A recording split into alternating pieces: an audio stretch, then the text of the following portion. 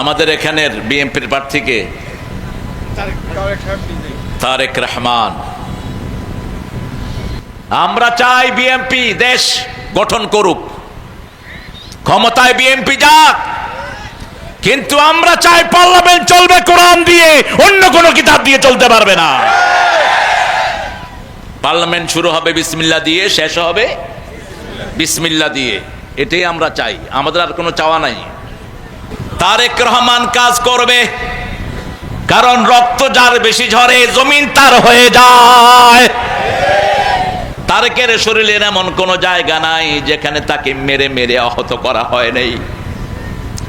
কোকোকে পিটিয়ে দুনিয়া থেকে বিদায় করে দেয়া হয়েছে। সূরা বনী ইসরাঈলের 33 নম্বর আয়াত, মান কুতিলা মাজলুমান, যাকে অন্যায়ভাবে হত্যা করা হয় তার আত্মীয় স্বজনকে আমি ক্ষমতা দান করে দেই।